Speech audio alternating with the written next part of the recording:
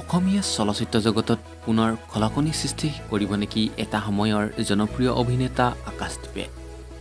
আপোনালোকৰ নিশ্চয় মনত আছে হিৰো মৰমজান ৰাংঢালী অঞ্জনা বগীতৰা আদি কৰি বহুতো ছবিত অভিনয় কৰি অসমবাসীৰ আগত জনপ্ৰিয় হৈ পৰিছিল জনপ্ৰিয় অভিনেতা আকাশদ্বীপ।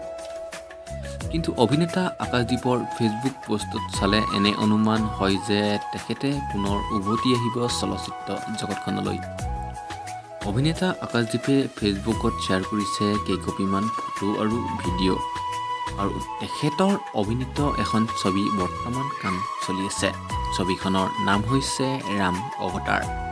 আপোনালোকলৈ ৰাম অৱতাৰ ছবিখনৰ কিছু অংশ আপোনালোকলৈ আগবঢ়াই দিছোঁ। আপোনালোকে ভিডিঅ'টো শেষলৈকে চাই থাকক। যদি ভিডিঅ'টো চাই ভাল পায় লাইক কমেণ্ট শ্বেয়াৰ কৰিবলৈ নাপাহৰিব।